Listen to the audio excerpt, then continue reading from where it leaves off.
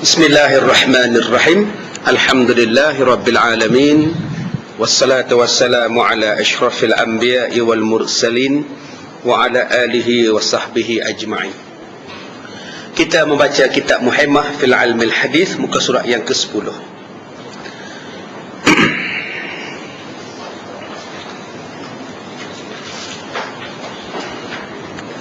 Kita masih lagi membicarakan tentang kebinasaan seorang perempuan apabila menjadi isteri. Hai segala kaum perempuan, apa yang terlebih besar bala daripada penasihat baginya jikalau tiada engkau mau menurut nasihat ini. Pengarang kitab ni kata, apa bala yang kamu nak kalau kamu bantah nasihat ini? Sebab bala yang besarnya ialah jatuh murtad kalau bantah pada hukum Tuhan. Kita sambung daripada kuliah bulan lepas tentang hukum poligami ataupun hukum kahwin lebih daripada seorang. Sampai bantah dengan sebenar-benar bantah. Memang tak mau sungguh-sungguh. Sanggup bunuh lagi ada. Kalau tak bunuh pun potong. Senang, semua tak dapat gitu dia. Sampai tahap memek cuka, siram, asid, simbah. Kawan tengah tidur, sedang tidur disimbah dengan cuka. Cuka getah ni, cuka makan tak apa lagi. Habis relai muka, relai tangan habis. Kerana nak kahwin lagi seorang. Sedangkan dalam agama ni membenarkan jika cukup syarat-syaratnya. Kalau tak cukup lain cerita, ni cukup syarat silakan. Apa nak bantahkan?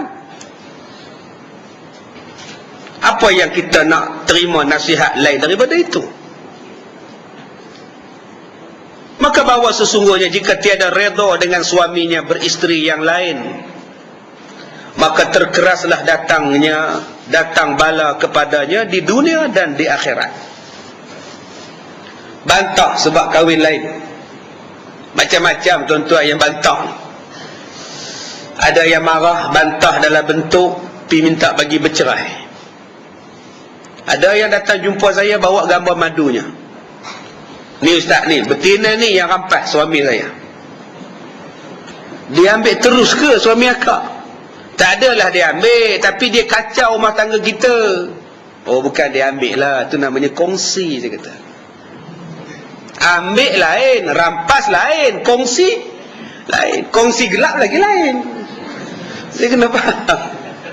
Rampas ni akak, dia ambil, dia buat lari suami akak, terus tak dapat, itu nama dia rampas. Tapi kalau dia ambil, suami akak balik, kejap balik sana, malam ni balik rumah kita, kemudian itu namanya kongsi-kongsi. Kalau kongsi raya pun akak kata ada, kenapa kongsi suami tak boleh?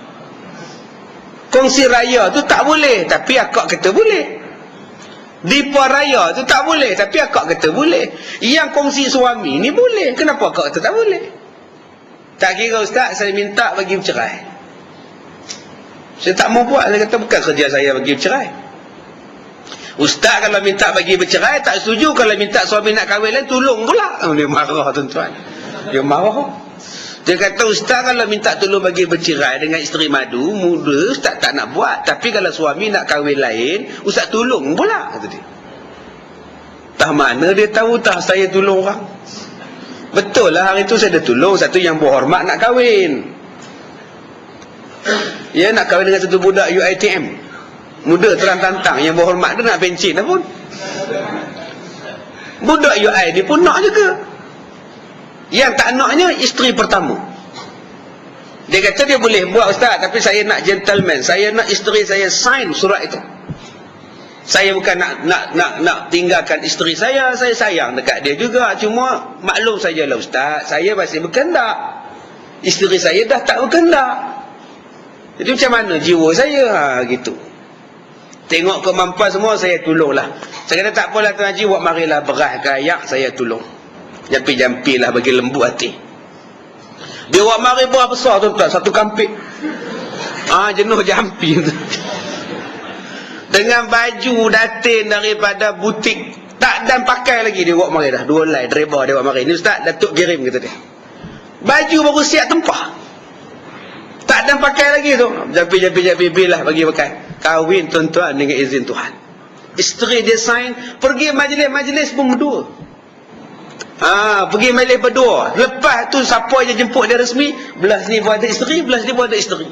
Tak bergaduh tuan-tuan. Alhamdulillah.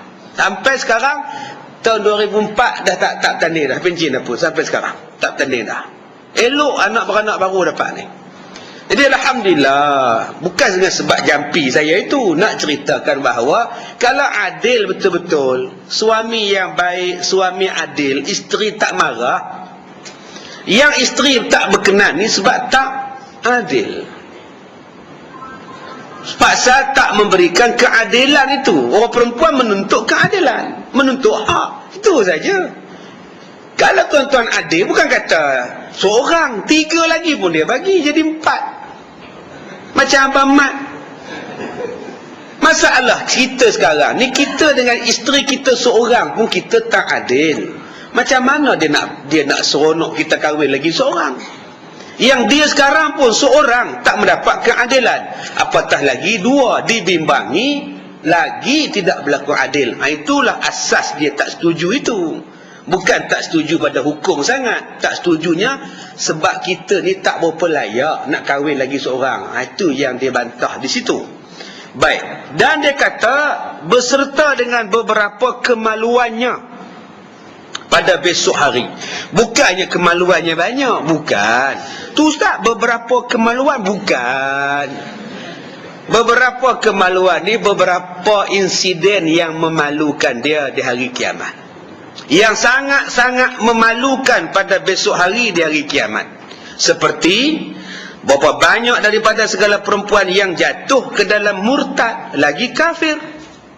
Ini insiden yang memalukan, yang merugikan, dengan sebab mengikut hawa nafsunya yang tiada kesukaan kerana bernikah suaminya akan perempuan yang lain. Yang pertama boleh jadi murtad, jadi kafir. Ditubuhkan pula persatuan satu suami satu isteri. Buat kempen besar-besaran pula, kami menolak hukum poligami, kami menolak hukum-hukum ini. Bukankah menolak hukum itu menolak perintah Allah yang boleh membawa kepada murtad? Jangan lupa, dalam kita kononnya nak menjadi pejuang hak wanita, kita terlupa memperjuangkan hak Allah. Sedangkan di situ hak Allah lagi besar daripada situ. Allah dah kata benar, benarlah. Dah suami kahwin, nak buat macam mana? Suami pun satu, dah kahwin baru cakap. Yalah ustaz, kalau cakap sebelum kahwin tak jadi. Dah kahwin baru cakap, dia tunjuk je apa? Inilah dia madupah, namanya peh. Nak kata apa? Terimalah hakikat, dah memadu ustaz. Larang pun dia dah buat, suka pun terpaksa suka lah ustaz. Dia buat macam mana? Reda sajalah, hak kita, hak dia. Maka meringan-ringankan akan dia akan syariat yang tiada diharuskan oleh syarak. Ada orang perempuan yang bila suami dia kahwin lain, dia mula ambil ringan tentang tanggungjawab sebagai isteri. Buat apa saya nak layan awak? Awak kan dah ada yang baru. Pergilah balik rumah sana, datang sini buat apa? Buat apa saya nak masak dekat awak? Kan awak dah ada yang baru, suruhlah dia masak. Dah dia ambil ringan hukum. Keluar rumah tak payah minta izin. Kamu keluar ni tak apa ke nak? Lantaklah dia. Dia pun dah ada yang baru. Jagalah bini baru dia. Apa nak peduli dengan aku lagi? Aku nak ke mana? Aku suka akulah. Aku tak marah dia kahwin baik tu, kira baik sangatlah tu. Aku tak marah dia kahwin baru tu, kira baiklah. Janganlah nak aku keluar nak pergi Tesco ke Giant ke. Lupakah dia bahawa kamu walaupun suami kamu macam itu, masih lagi kena minta izin pada dia? Jangan sampai melanggar syariat, peraturan yang Allah Ta'ala tetapkan. Dan apabila meringankan ia akan agama yang suci ini, yakni agama Nabi Muhammad sallallahu alaihi wasallam, nescaya membawalah dia kepada kufur, membawalah dia kepada kafir. Na'udzubillahi min dzalik. Habis bab nikah 2, habis. Lega rasanya ustaz. Kalau ustaz sambung juga tadi, makcik balik ustaz. Habis dah. Sekarang kita masuk bab nombor 2 pula. Bab yang kedua yang rosak perempuan ni, yang keduanya ialah mengiktikadkan aniaya. Aniaya ni maknanya zalim. Mengiktikadkan agama ni zalim pada benda yang diharuskan oleh syarak. Aniaya ni mengiktikadkan tak patut. Agama ni beriktikadkan pada agama tak patut agama buat macam tu pada orang kita, orang perempuan. Siapa yang menganggap tak patut agama buat macam itu, Allah buat macam ini, siapa yang kata tak patut, tak sesuai, zalim dan sebagainya, maka dia juga jatuh kepada kufur. Seperti menganggap, yelah orang perempuan susah nak bertelekung lah kan. Orang lelaki-lelaki je kamu tengok senang je semayang. Betul lah, kadang-kadang nampak macam tak adil kan. Itu dia menganggap Islam tu tak adil. Cuba tengok orang perempuan nak semayang ni, ya Allah, stokin, kain dalam, seluar dalam, semua dalam kena pakai. Baju kurung, baju telekung, kain telekung, anak tudung, serkap kan serkup. Nak semayang tu berapa lai baju. Orang lelaki-lelaki senang, kain plekat, baju Melayu, spender pun tak pakai, relax. Jadi ada orang yang menganggap bahawa perempuan ni payah kan. Tengok cuba orang lelaki-lelaki tak ada mengandung. Kita kena mengandung, kena bersalin. Kenapa Allah jadikan kita perempuan kena mengandung? Kenapa Allah tak jadikan laki-laki pun mengandung, biar dia merasa macam mana sakitnya mengandung? Jangan anggap macam itu. Allah Ta'ala melebihkan laki-laki di sini, Allah Ta'ala lebihkan perempuan di sini. Masing-masing ada kelebihan, masing-masing adanya keutamaan. Walil rijali alaihin darajah. Bagi orang laki-laki itu ada darjat-darjat tertentu.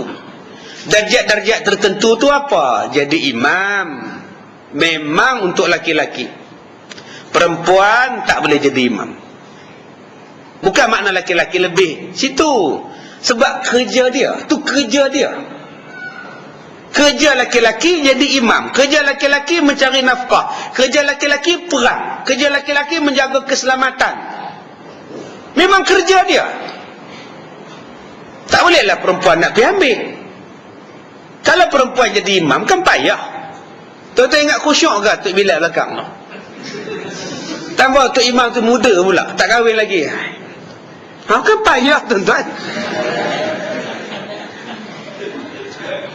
Jadi kalau imam perempuan kan payah, seminggu tak boleh jadi imam. Telefon Tok Bilal, Haji, ni saya ni imam. Bukan imam lah, imamah lah imam. Kenapa imam tak dapat ni Haji jadi imam tengah hari ni? Kenapa pula? Uzur. Kan uzur. Itu salah itu. Laki-laki tak ada uzur. Tuan-tuan boleh bayar tak kalau Tok Imam Haji Din uzur je? Jadi apa kalau Haji Din uzur? Dia telefonnya Tok Bilal, ni Mat, aku tak boleh bayar Mat. Kenapa? Uzur. Kan buruk rupa dia tuan-tuan, laki-laki uzur. Laki-laki mengandung buruk tak? Tengok Tok Imam mengandung, sial nak rukuk, Allah kan sakit. Saat lagi nak sujud, aduh Allah. Kalau dia dah bersalin, mana Tok Imam? Dia dalam pantang kata dia. Elok bos apa nama kunyit, bedak sejuk tempek kan. Pergi tengok Ustaz Zuhair, tuan boleh bayang. Ustaz Zuhair dah menunggu Ustaz Zuhair kata dia. Sebab itu Allah Ta'ala tak bagi sifat-sifat itu pada laki-laki, Allah bagi sifat itu pada perempuan. Kerana kesesuaian tenaga laki-laki, bentuk badan laki-laki. Allah berikan pula kelebihan pada orang perempuan dalam bab apa? Kasih sayang, kejiwaan, sensitif. Yang ni Allah bagi pada orang perempuan. Laki-laki kadang-kadang tak sensitif. Laki-laki kadang-kadang tak fikir panjang. Perempuan kadang-kadang fikirannya lebih panjang daripada fikiran laki-laki. Allah bagi pula di situ. Siapa kata perempuan bodoh? Tak ada. Mana ada perempuan bodoh? Nak tengok perempuan cerdik tak cerdik, cuba tengok orang masuk universiti serenti. Mana boleh ramai? Mana boleh ramai? Yang masuk universiti awam dan swasta, mana boleh ramai? Perempuan. Dia menunjukkan bahawa perempuan itu kadang-kadang berilmu lebih daripada laki-laki. Cuma kadang-kadang berakalnya kurang. Berilmu lain, berakal lain, bijak lain, pandai pun lain. Ni bukannya sama ni. Berilmu lain, berakal lain, bijak lain, pandai lain. Allah kadang-kadang dia bagi pada orang perempuan pandai, kita tak dapat. Macam Asma binti Abu Bakar, anak Abu Bakar. Abu Bakar ni tuan-tuan, bila dia nak sedekah, dia sedekahkan seluruh hartanya pada Islam. 1 sen pun tak tinggal. Bapak dia ni buta. Abu Quhafah ni buta. Bapak Abu Bakar ni buta. Tua dah, buta, tak nampak. Mungkin dia ni kencing manis ke maknya. Tua-tua ni buta terus. Bila dia tahu Abu Bakar ni sedekah duit banyak-banyak, licin, tidak ada langsung untuk simpanan, Abu Bakar ni, anak dia, Abu Quhafah kata dekat anak Abu Bakar, Asma, cucu dia lah, bapak kamu tu bodoh betul. Adakah dia baginya pada Muhammad tu seluruh harta? Apa dia tinggal pada kamu? Asma ni sokong bapak dia sedekah. Asma kata, Tok Wan jangan cakap macam tu, Tok Wan. Mana ada ayah bagi semua? Ada. Ayah bagi simpan ada untuk kita orang. Dia ambilnya batu kecil-kecil. Asma ni ambil batu kecil-kecil, dia letak, dia ambilnya kain, ditutupnya batu tu. Kemudian ditariknya tangan bapak Tok Wan dia yang buta tadi. Cuba Tok Wan raba ni, nampak emas tu ada lagi. Tok Wan ni pun buta, dia pergi raba. Betul lah, aku silap lah dah. Dia bukan pergi raba emas, dia pergi raba ketul batu. Nak tunjuk kata cerdiknya Asma binti Abu Bakar ni tuan-tuan, anak Sayyidina Abu Bakar. Jadi saya dah kata tadi, Allah Ta'ala bagi pada orang perempuan kasih sayang, akal panjang. Kita kadang-kadang laki-laki nak senang. Cuba suruh orang laki-laki pergi pasar malam, beli bawang, ubi kentang, ubi keledek. Agak-agak berapa minit? 3 minit je. Bawang 1 kilo, ubi kentang 2 kilo, ubi keledek 4 kilo. Buku-buku balik itu ya. Daripada 3 kilo ubi keledek tu tuan-tuan, 1,5 kilo je boleh pakai. Yang lain buruk, berulat semuanya dah. Orang perempuan tak, dia belek ubi kentang tu, tak satu, tengok satu, dia teliti. Orang laki-laki dengan orang perempuan, kalau nak berjalan balik kampung lah, ataupun orang nak pergi balik pergi Kuala Lumpur rombongan lah, cuba tengok ke ibu. 1 beg baju, 1 beg lagi apa? Kari pap, nasi lemak, ayak bobok. Orang kampung nak pergi Kuala Lumpur melawat zoo, melawat menara KL Tower ni. Cuba tengok orang perempuan, dia buh kari pak, masak lodeh, pa pedom. Pukul 3 pagi dah masak nasi lemak lah. Suami dia kata apa? Tak payahlah macam orang zaman dulu nak buat bekat-bekat. Sagi singgah tepi lebuh raya, banyak kedai makan. Abang ni orang tu lebuh raya ni kita punya. Bila naik lebuh raya, driver bas tak berhenti, direct straight flight. Agak-agak suami dia tanya dah, aku rasa hang bawa karipak tadi kan, nampak? Ini orang perempuan dia fikir. Dia buka tapawek dia tu lah, lain kali orang jangan marah orang. Dia yang makan banyak pun, isteri satu aja. Ini yang katakan Allah Ta'ala bagi benda tu pada orang perempuan. Akal itu, kasih sayang itu Allah Ta'ala bagi. Maka dengan sifat keakalan itu, sifat kasih sayang itulah Allah bagi mengandung. Sebab perempuan dapat kasih sayang lebih, jiwa dia lebih. Dia sanggup tak makan, janji anak dia makan. Dia sanggup tak tidur, janji anak dia tidur. Sampailah anak tu besar pun dia sanggup tak tidur, janji anak tu tidur. Anak dia mak rempit, jatuh motosikal, patah habis riuk. Siapa yang tunggu di hospital? Bapak ke mak? Siapa tunggu? Mak ni tidur atas tilam anak dia macam ni kat hospital. Kursi malah tak ada, dah berebut orang. Kursi 4, yang berebut 40. Mak ni tuan-tuan tidur atas tilam anak macam ni. Aduh, mak pun bangun. Kenapa nak ke bilik air ke? Itulah mak cakap kamu degil, mak kata jangan race, kamu race. Lain kali nak race ajak mak sekali. Tuan-tuan, Allah Ta'ala bagi sifat itu, maka dengan sifat itulah Allah bagi mengandung. Jadi orang perempuan jangan anggap mengandung ni satu kezaliman. Bentuk badan perempuan pun kita tahu dah sesuai untuk dukung anak. Sebab itulah dijadikan perempuan itu ada pinggul. Senang anak tu landing, dia letak situ. Sambil sidai kain pun boleh anak. Suami-suami tak ada pinggul, dia straight cut. Sebab tu kalau dukung anak jatuh ke bawah tu. Allah Ta'ala bukan bagi zalim. Jangan anggap kezaliman. Hai segala perempuan, mengapakah tiada engkau redha dengan nikah suami kamu lah? Dia main pula dah akan perempuan yang lain. Tadi Ustaz kata dah tak sambung dah. Teleklah olehmu hai segala perempuan, betapa engkau diberi tipu daya oleh syaitan, hingga jatuhlah engkau dalam kufur dan azab yang mengekalkan kamu di dalam neraka jahanam. Berlindunglah kiranya kamu daripada pikiran-pikiran jahat demikian. Baik, yang ketiga, hai sekalian perempuan, adakah bagimu kuasa sabar atas panah api neraka jahanam?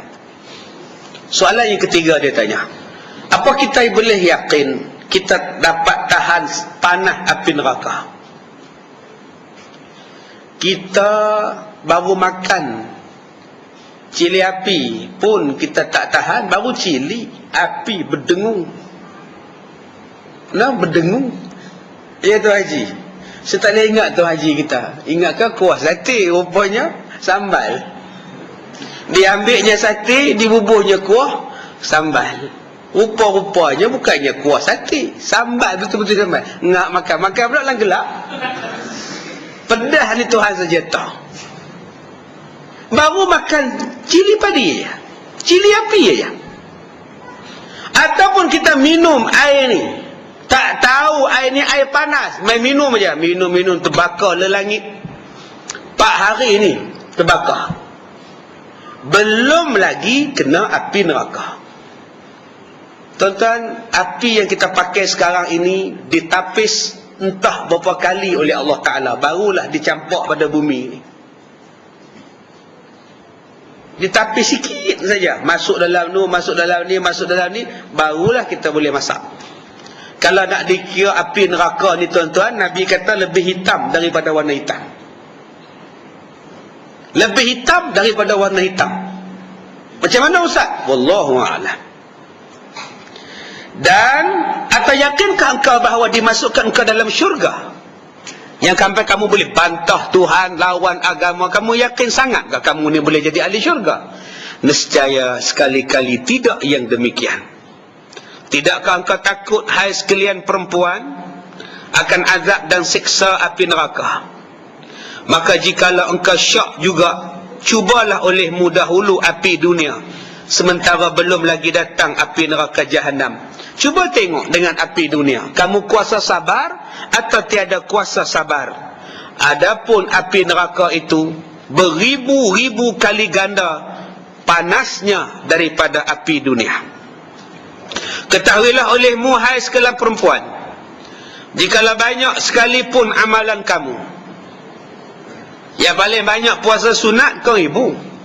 Ni bulan Rejab, bulan Syakban ni penuh lah. Kenuri kenara pun tak pergi duk puasa sunat. Yang banyak sedekah pun kaum ibu. Pantang umum sedekah, dia dulu bagi duit. Yang rajin pergi umrah pun kaum ibu. Yang rajin mengaji pun kaum ibu.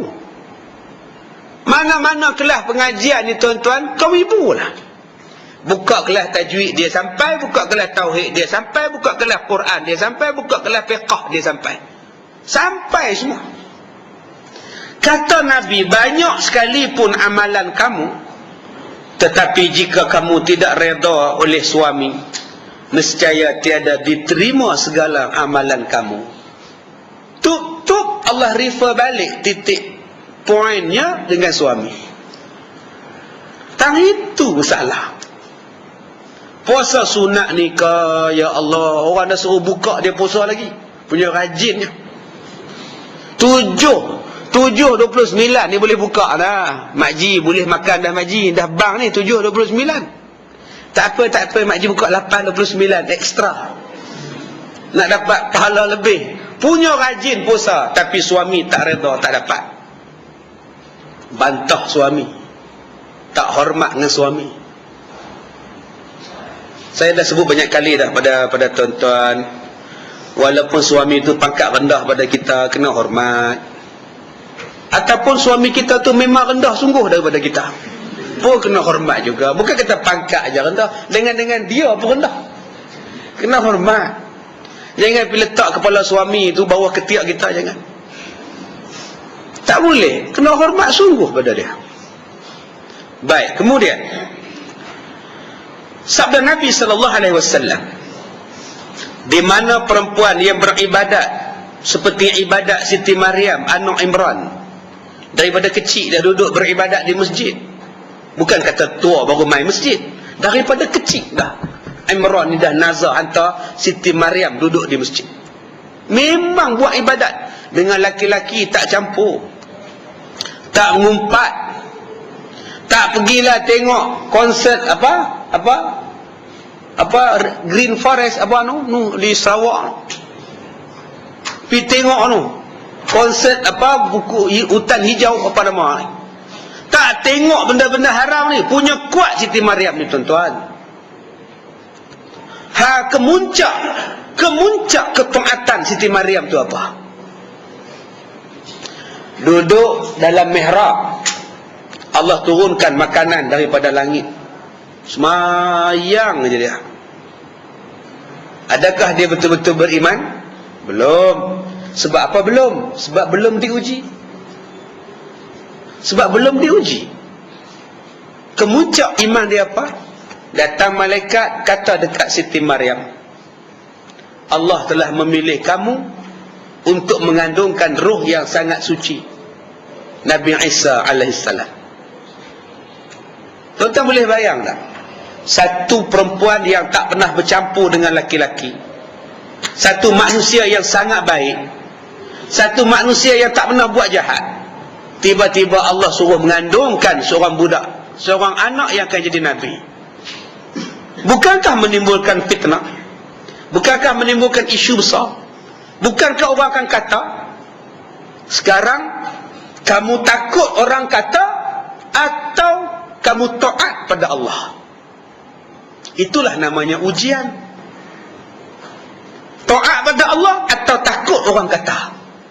Saya pilih taat pada Allah. Mengandung dia Siti Maryam alaihissalam. Tuan-tuan, kita dikira orang beriman yang kuat kalau menang dengan ujian. Dan memang orang yang mengaku beriman, ujian akan sampai. Macam kita malam ni, tengah hari ni, ujian banyak. Nak mengaji ni pun ujian banyak. Orang datang lah, kita nak pergi rumah orang lah, masalah anak lah, masalah suami isteri lah, macam-macam masalah. Kalau kita orang yang betul-betul kuat kepada agama, apa-apa persoalan agama pun hendaklah diutamakan. Tambah macam kita hari ini, persoalan tentang ijtima' kita, persoalan tentang generasi baru, anak-anak baru. Semalam saya pergi ceramah di tempat yang saya sebutkan.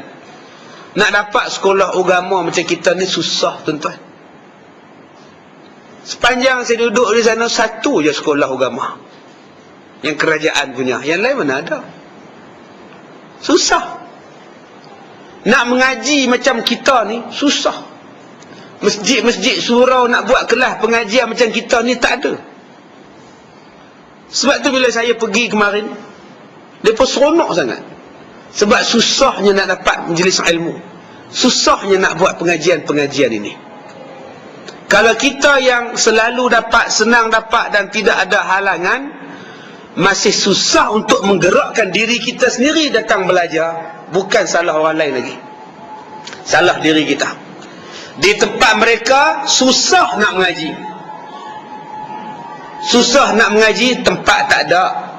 Atau tempat ada, orang nak mengajar tak ada. Kita tempat mengaji pun ada, orang nak mengajar pun ada. Yang tak ada ni siapa dia? Kita sendiri tidak mengadakan diri kita di tempat pengajian. Bukan salah orang lain, salah diri kita. Sama dengan anak-anak kita zaman sekarang, tuan-tuan, cuba kita perhati tengok. Tuan-tuan kena buat survey. Buat survey tengok yang duduk di pusat serenti, berapa peratus yang sekolah agama dengan berapa peratus yang sekolah kebangsaan. Kena buat kajian tu. Berapa peratus yang duduk di penjara mengaji, mendapat pendidikan di sekolah agama, dan berapa peratus pula yang duduk di sekolah menengah biasa asalnya. Tak yakinkah kita bahawa sekolah agama ni mampu menjana budak-budak yang baik, generasi pelapis yang baik?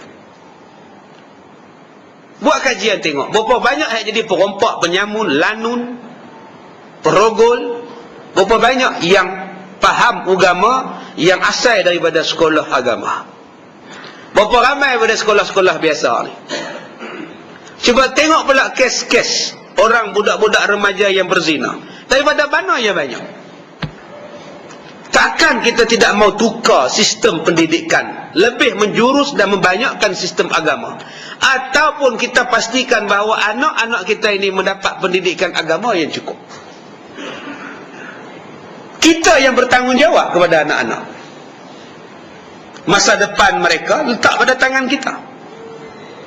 Masa depan kita pun letak pada tangan kita juga. Kemana kita nak bawa hala tuju diri kita?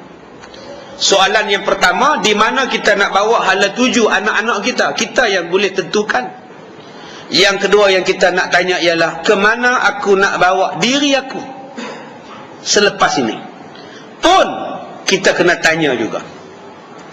Baik, ketahuilah olehmu, hai sekalian perempuan, kata dia, banyak macam Siti Maryam sekalipun, tetapi jika tiada redha perempuan itu oleh suaminya, nescaya tiada diterima Allah segala amalannya, malah dimasukkan dia bersama-sama dengan orang kafir dan munafik pada lapisan yang paling bawah di dalam neraka, melainkan jika dia bertaubat.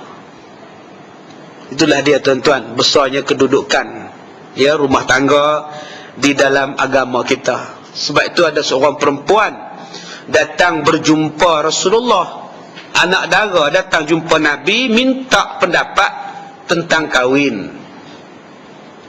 Kata dia, wahai Rasulullah, izinkan saya bertanya, tolong ceritakan pada saya apa-apa hak seorang suami pada isterinya.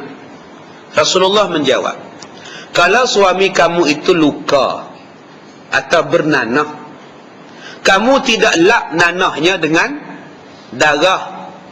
Sebaliknya, kamu jilat dengan lidah kamu akan nanahnya. Belum lagi tertunai hak dia, dan belum lagi tertunai tanggungjawab kamu sebagai seorang isteri.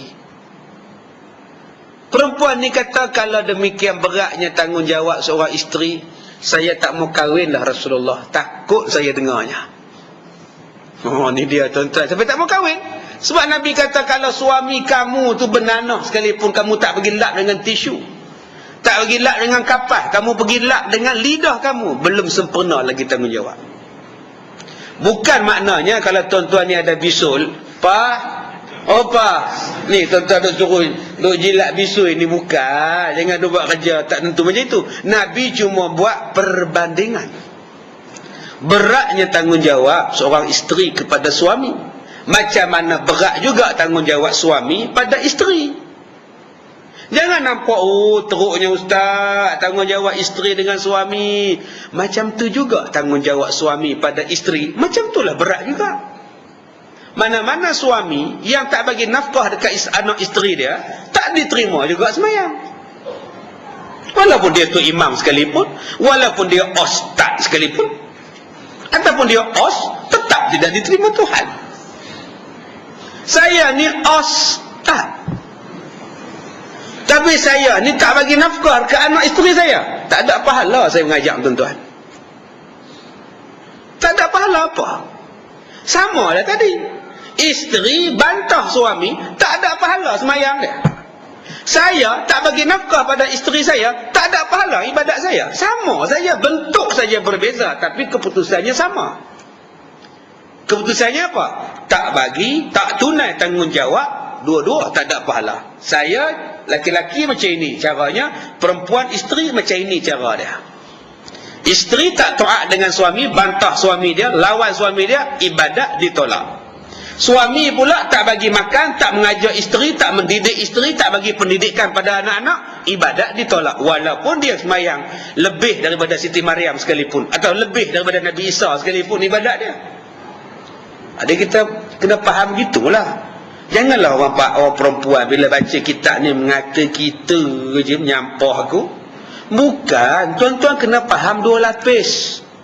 Masalah kita ni, kita hanya faham kuih lapis, tapi kita tak pernah faham kitab ni berlapis-lapis. Dia kenalah faham secara berlapis-lapis itu. Baik, dan sabda Nabi lagi, barang mana perempuan yang tengok ia akan muka suaminya dengan muka yang masam. Kalau dah muka dia memang masam, Ustaz? Ya, ada muka yang memang dah masam. Ada Ustaz tu muka Rahim tu, mana-mana senyum Ustaz. Kalau Rahim senyum, Rahim jahat tu dalam filem. Rahim ni berlakon baik dua filem aja. Yang pertamanya filem Sumpah Orang Minyak. Orang minyak tu dia jadi baik. Tu tengok nak cerita orang minyak, P.Ramlee jadi jahat. Rahim ni jadi baik, jadi timbalan ketua kampung. Ketua kampung namanya Ali Rahman, baru meninggal dunia, umur 87 meninggal. Timbalan ketua kampung tu Rahim jadi baik sat. Yang kedua Rahim ni jadi baik masa bila? Cerita Bukit Kepung tahun 81. Kan dia kena tembak, bila orang lari polis pergi cari bantuan. Tu Rahim. Cuba tengok muka dia. Muka saja cengih tapi hati baik. Jangan kita kata, udah muka saya macam ni Ustaz, apa nak buat? Muka saya masam. Cuba senyum. Kalau senyum selesai masalah. Kan kita selalu dengar orang yang banyak senyum, dia menggunakan berapa puluh saja otak dia, maka menjadikan dia sihat, otak muka dia. Tapi orang yang masam, dia menggunakan lebih banyak otaknya, menjadikan dia cepat tua, cepat tak elok. Tak payahlah tuan-tuan makan chewing gum untuk senaman muka. Senaman muka yang paling baik ialah manis muka dan senyum pada orang. Itulah dia senaman muka. Duk saja-saja senyum jika ada orang. Okay, kalau tak ada orang jangan senyum. Orang bawa pergi hospital. Baik, mana-mana isteri yang masam muka dekat suami dia. Sebab apa masam Ustaz? Tak tahu sebab apa. Masam sebab ajak pergi zoo negara, tak mau. Abang ajolah pergi zoo, lama dah tak pergi zoo, tengok buaya. Suami dia kata, apa kerja dah kamu tengok buaya? Tengok ke kedai hantu pun salahnya serupa je ke? Abang tu memang dia tarik muka masam dah. Berdosa lah dia. Tak payah tarik muka masam. Tak apalah abang, tengok abang pun lebih kurang buaya juga ke dia. Ni dengan buaya darat semuanya ada. Jadi tuan-tuan tak nak bagi, tuan-tuan pun kena kesian dekat isteri. Jangan dengan sebab kita ni tolak dia, permintaan dia yang boleh kita tunaikan, dia jadi masam muka, dia berdosa. Kesianlah dekat isteri. Mana permintaan yang boleh kita tunaikanlah. Tolonglah isteri jangan berdosa. Kita nak je isteri kita berdosa. Biar dia berdemasam muka dengan aku. Dia berdosa, aku tak berdosa. Punca pada kita. Memang hak dia. Dah 6 tahun tak pernah pergi zoo negara, walaupun duduk belakang zoo. Memang hak dia untuk pergi melawat. 6 tahun dulu tak lain bentuknya, sekarang dah lain. Binatang-binatang pun dah banyak mati dah 6 tahun tu, dah masuk binatang baru dah reshuffle baru dah binatang tu tuan-tuan.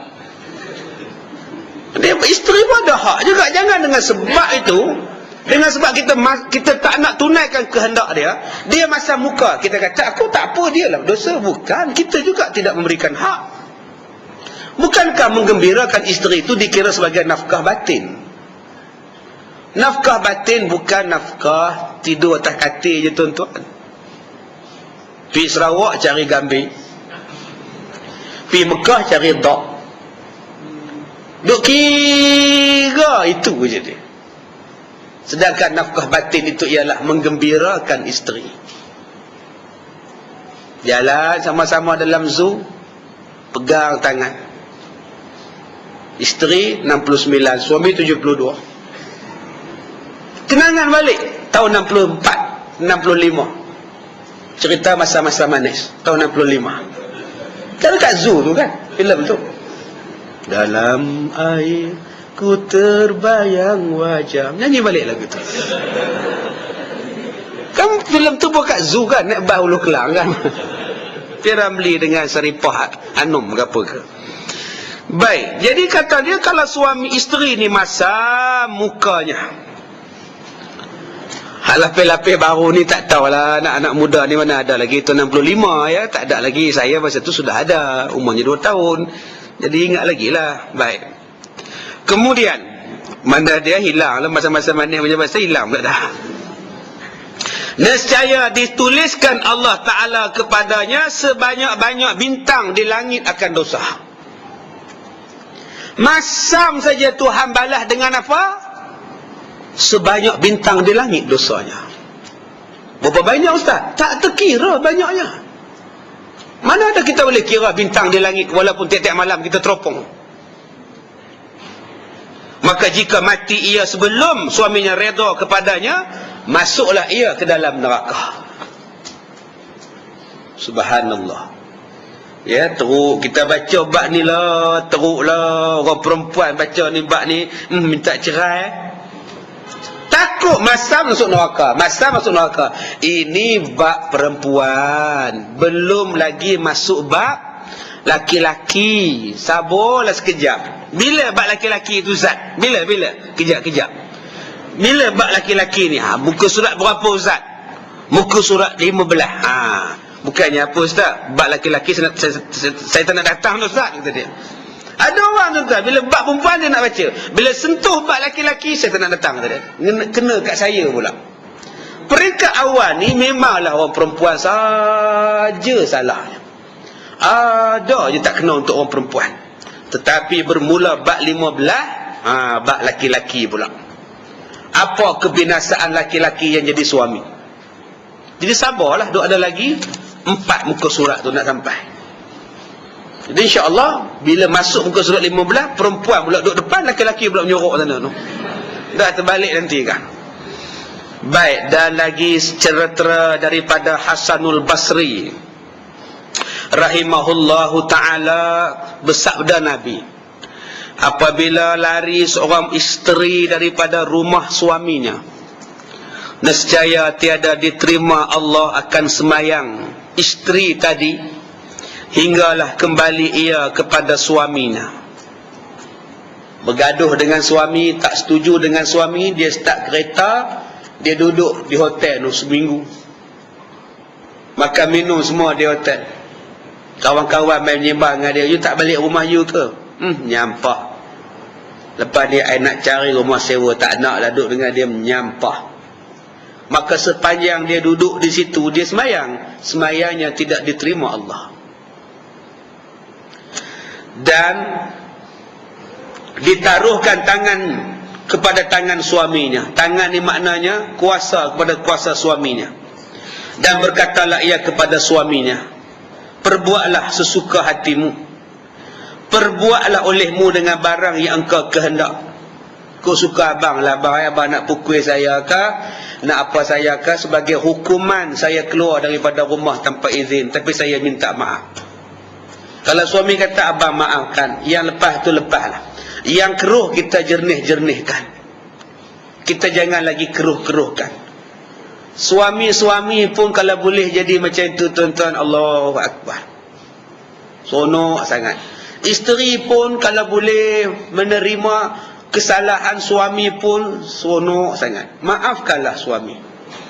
Ada isteri datang jumpa dengan saya mengadu masalah suami dia. Menitik air mata suami isteri ni melinang air mata. Saya maafkan kesalahan suami saya, ustaz. Walaupun dia buat zalim pada saya, walaupun dia buat naya pada saya maafkan dia, ustaz.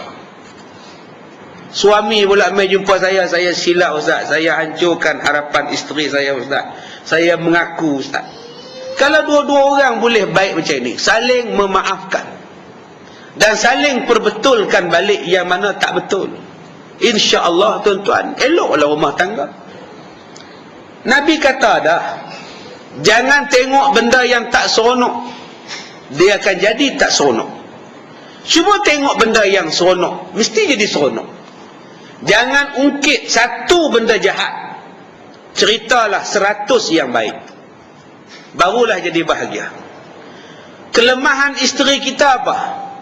Tak pandai masak, tetapi kelebihannya banyak. Orangnya segak, orangnya rajin, suka tolong mak mertua, rumah sentiasa kemas, anak-anak dia didik lebih daripada guru tuition lagi. Jaga baju ni ke, ya Allah, habis-habis jaga, cuma tak reti masak aja.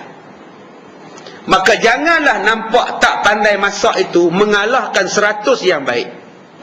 Tak pandai masak boleh beli lauk, tak pandai masak boleh belajar. Banyak orang bila isteri tak reti masak, saya cadang nak menikah lagi seorang, Ustaz. Yang nu pandai masak, dia menikah dengan tukang masak. Memang pandai masak sungguh, tapi nak layan dia tak ada masak, tak ada masak. Nak jaga pakaian tak ada, nak jaga tempat tidur tak ada, nak kemas tak ada, apa pun tak ada. Satu je kelebihan, kamu dapat makan, tapi hak lain kamu tak dapat. Betul, tuan-tuan, kalau kita faham betul-betul pesan Nabi SAW, bahagia kita. Supalah isteri tengok suami dia. Apa kekurangan dia? Tak segak, ustaz. Tu saja kekurangan dia. Tak segak. Tak segak macam mana? Tak segak lah. Iyalah, tak segak. Satu saja tak segak. Tetapi kebaikan dia apa? Oh, kebaikan dia banyak, ustaz. Dia caring. Lagi macam-macam lah. Dia apa saya nak pun dia bagi, ustaz. Macam tiap-tiap hari Ahad, dia buat pergi zoo. Semua zoo dah pergi, ustaz. Zoo Taipei, zoo Melaka, semua dah pergi, ustaz. Suami awak kerja apa ke minat zoo ni? Semua apa pun dia minat, ustaz. Cuma masalah dia kurang segak. Dia kalau saya pergi mana-mana, ustaz, saya dalam kereta je, ustaz, dia beratur beli tiket, dia beratur bayar bil, dia beratur dekat KFC, ustaz. Setengah suami dia tak beratur, dia duduk atas kursi. Oh dah, relax, nampak, ustaz. Setengah suami itu isteri lah, dia beratur, dia cokong, dia beratur. Suami dia dah, okey, awak nak apa? Saya beli. Awak duduk je sini. Sampai ketua perangai suami macam itu. Bukankah isteri itu dia rasa satu kebanggaan? Ada suami yang ambil berat dengan dia. Ya, ada kebanggaan, dia seronok. Suami dia seh dekat dia pula. Bukan setakat seh kopi, seh badminton pun, tuan-tuan. Kalau kita faham betul-betul lah, ya Allah. Cuma masalah dia tak segak, itu saja. Tak segak boleh kacang.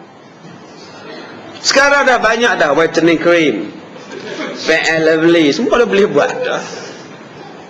Jadi itu bukan satu yang jadi masalah, kita nak bawa keburukan itu. Dalam fiqh dia suruh tengok kebaikan, bukan dia suruh tengok keburukan. Keburukan kita boleh adjust, kita boleh balik buat adjustment, bagi betul balik keburukan tadi. Baik.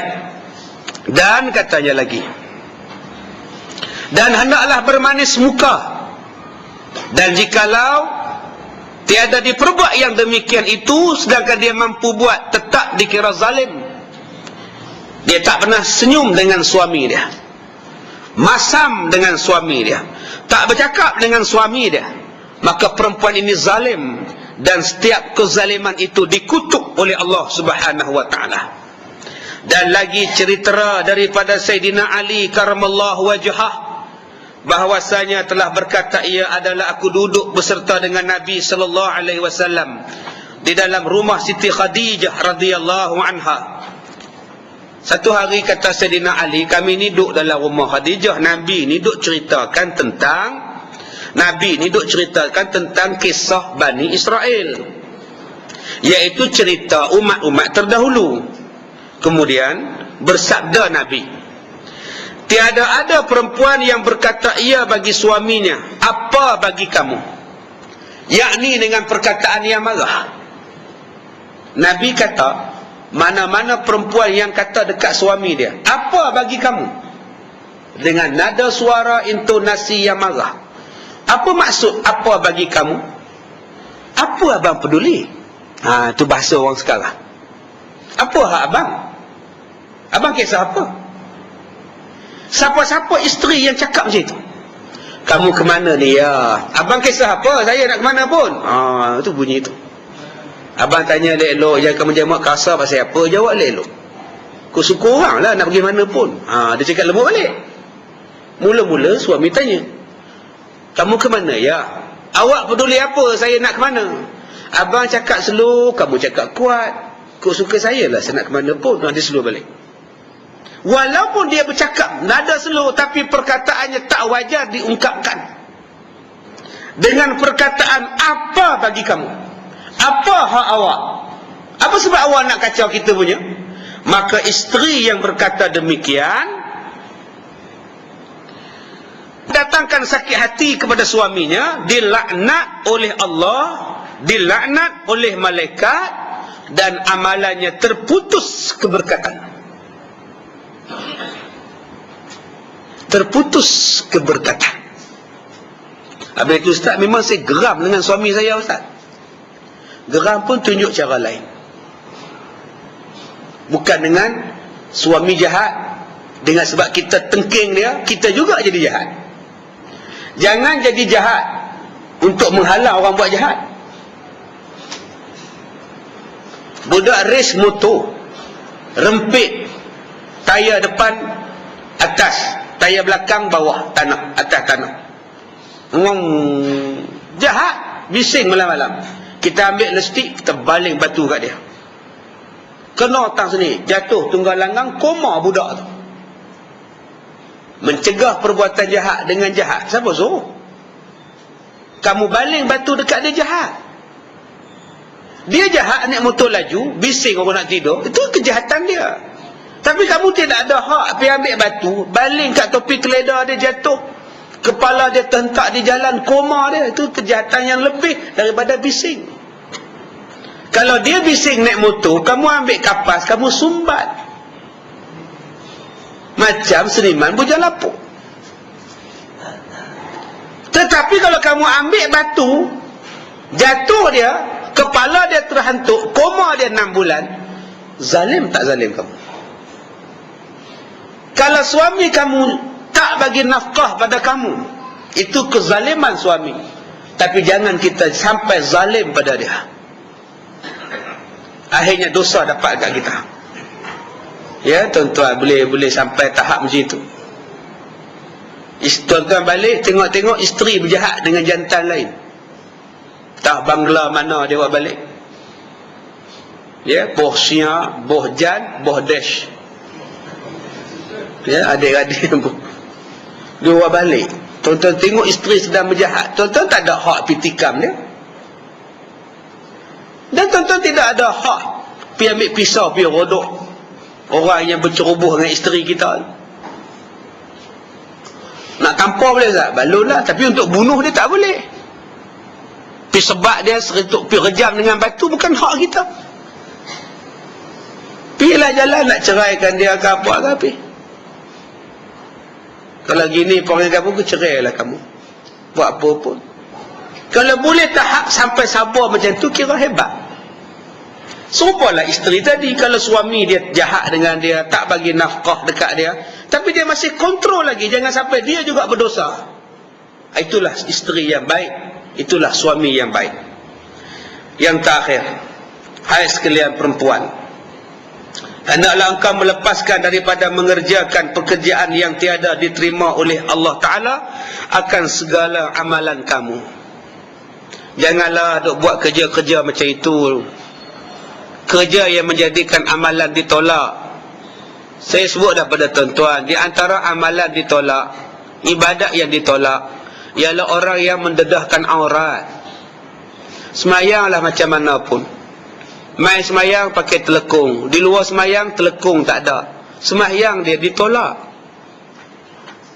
Ni anak-anak dara kita ni, umur 15, 16, semayang bertelekung. Tapi bila naik motor, tudung tak pakai, pi Giant pakai t-shirt, pakai seluar jean ketat, nampak lurah punggung, lagi main semayang. Semayangnya tidak diterima, sebab syaratnya ialah tidak menutup aurat di luar semayang. Banyak orang dia mengasingkan semayang dengan benda lain, sedangkan semayang ini ada kaitan dengan benda-benda lain. Semayang ni ada kaitan dengan benda-benda lain. Semayang ada kaitan dengan hubungan mak bapak. Anak-anak dahaka, semayang ditolak. Jangan anggap semayang kita diterima kalau menyakitkan hati mak bapak. Ada kaitan. Jangan harap semayang kita diterima kalau pakaian yang kita pakai ketika semayang pakaian curi. Jangan anggap semayang kita diterima Allah kalau kasut yang kita pakai tu hak orang mana dah, di masjid mana dah semalam. Kita pakai kasut, kasut kita hilang, kita kebas kasut orang. Kasut tu pula kita buat mari semayang subuh, Allah tak terima. Habis tu, ustaz, saya datang berkasut, kenapa saya balik tak boleh berkasut? Nak buat macam mana kasut kamu ambil? Kalau orang ambil kasut saya, apa salah saya ambil kasut orang? Tak salah, ha? Kamu jadi pencuri, macam orang tu juga jadi pencuri. Salah tak jadi pencuri? Salah. Kalau demikian, jengkit-jengkitlah kaki masuk ke kereta, sampai di kedai bata, belilah bata. Apa perlu dia ambil kasut orang, mengakibatkan semayang ditolak? Jangan kata tuan-tuan asing, semayang dengan ibadat lain asing. Pi menurun nombor ekor, kemudian pi semayang, tak diterima semayang. Isteri yang semayang lawan suami dia, tak diterima semayang. Ini yang kata asas ibadat kita ni saling berkaitan. Jangan kita anggap dengan kita semayang selesai masalah. Belum lagi selesai. Hutang kita dengan mak kita, hutang kita dengan bapa kita, hutang kita dengan isteri kita, masih lagi dikira, dan mengakibatkan di hari kiamat tak boleh masuk syurga kita kalau hutang tak dijelaskan. Dan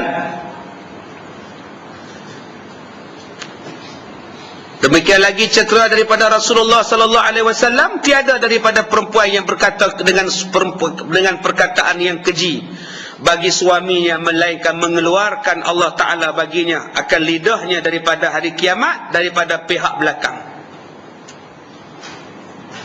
Daripada pihak belakang, lidahnya ditarik ke belakang ni. Bila lidahnya ditarik ke belakang, ditambahkan lidahnya akan tangannya dan kakinya dengan rantai dan belenggu, kemudian diheret di padang mahsyar. Dan malaikat berkata, inilah balasan bagi orang yang derhakakan suaminya, dan dihelalah akan dia diheret dah oleh dia malaikat Zabaniyah ke dalam api neraka, dan rasailah olehmu akan siksa yang amat sangat dengan sebab engkau menyakiti suami engkau. Lidahnya dikeluarkan, diheret lidahnya, tangan dan kaki diikat, lidahnya itu diheret, ditarik kepada mahsyar.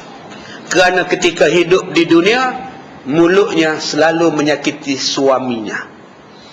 Tuan-tuan yang dirahmati Allah, habis kebinasaan perempuan sudah pun habis. Bermula bulan hadapan, insya-Allah. Itu pun kalau kontrak disambung.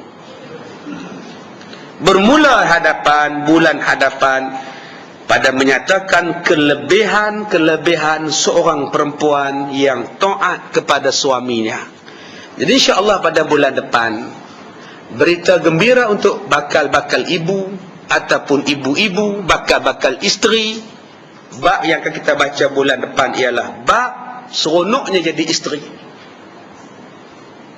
bab seronoknya jadi mak, bab seronoknya jadi seorang suri rumah tangga kepada keluarga, seronoknya jadi perempuan yang bersuami, yang ada suami, ataupun yang ada anak, ataupun yang tak ada anak.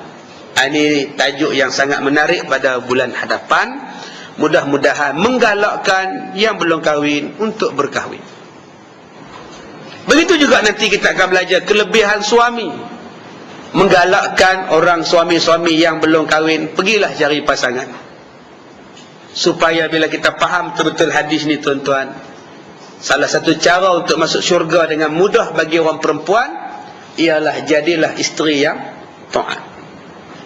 Baik, saya rasa sekadar itu sahaja. Saya minta maaf semalam kelewatan kapal terbang, saya ketinggalan, maka saya tak sempat untuk hadir majlis kita malam tadi. Kita sudahi dengan surah Al-Asr. Bismillahirrahmanirrahim.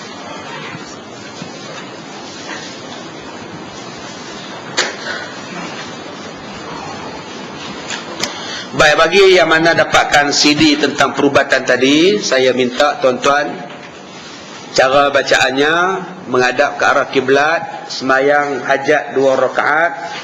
Kemudian tuan-tuan duduk menghadap kiblat dengan penuh pengharapan, baca dengan penuh tajwid, tartil, dalam hati niat yang baik, ikut peraturan. Kalau kena baca 7 kali, 7 kalilah baca, jangan jemu.